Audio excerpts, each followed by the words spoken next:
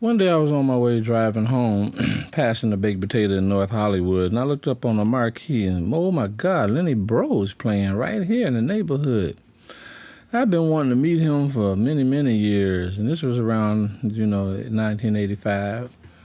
And I had been wanting to meet him ever since I heard that record that Chet Atkins produced. So I went into the club, and he was playing with a trio.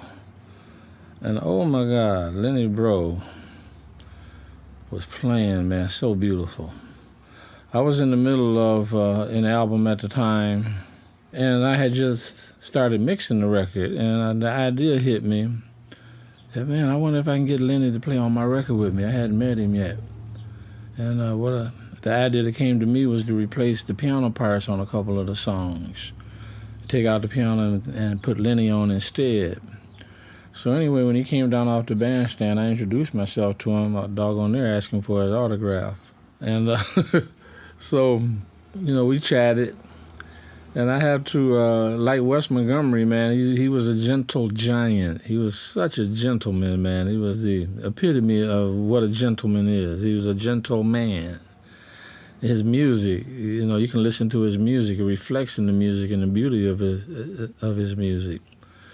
So I mentioned that I was in the middle of mixing a record. I was actually done with it, but now I would like to not be done with it and ask him if he would come in and replace a couple of piano parts and play on my record, be a featured guest artist. And he immediately said, yeah, man, let's do it, yeah.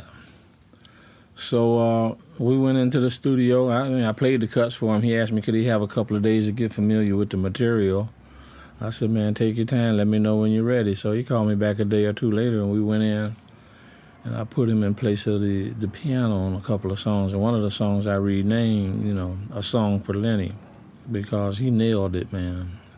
He nailed it like as if he wrote those songs on my Jam record. I was with Jam Records at the time, so I got the idea, whoa, I'd like to produce Lenny playing maybe a little bit different stuff than he's done before. So I called the record company to let them know who Lenny Breau was. I said, man, this is the most original voice in guitar since Wes Montgomery. And since Wes Montgomery, there was no other before Charlie Christian. With Charlie Christian, then Wes Montgomery, then Lenny Breau. I mean, in between, we're just students of the guitar.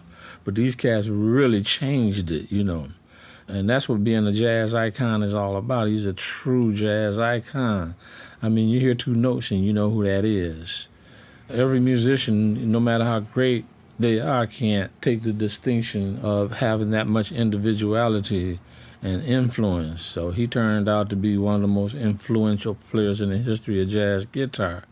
I felt like I was sitting next to royalty. So at any rate, I said, man, I sure would like to produce a record on you. He said, let's do it. So I called the record company, and when I told them who he was, they took my word for it. They said, go ahead on, go for it. And they gave me permission and gave me a budget, quoted me a budget, to record Lenny. And they hadn't sent the contract. But when the terrible thing happened, man, I couldn't believe it. Just the disappointment of losing Lenny later for, not being able to make that record. But ultimately, we did make that record with this record because I wanted to do some demos with him, prep demos. Just work on some stuff and see how it was feeling. So I had a little 4-track recorder, a little Vestax MR 44 4-track recorder, cassette. So I set it up, and me and Lenny just sat down there, man, and I played the bass, and Lenny played the guitar, and we told him, well, leave some room for me to play here and there and blah, blah. And so we did the bass and guitar simultaneously, and then I added my guitar and some little bongo beats with the pick, like Ahmad Jamal used to do with that trio when he didn't have no drums. And, man, it sure felt good. So that's how we did that. One of the songs we did, the Ramsey Lewis rendition of The In Crowd.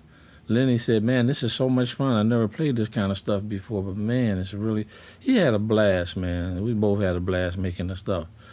So now what was going to be the preparation, pre-production, is winding up. My dream is coming true, At this, 20 years later?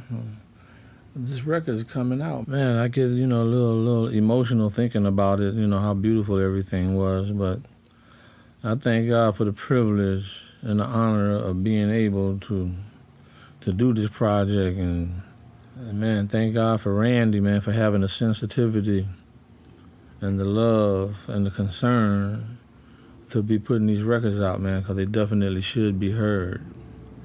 So I'm very excited. I'm very excited about this whole thing. It's really wonderful. And thanks, man.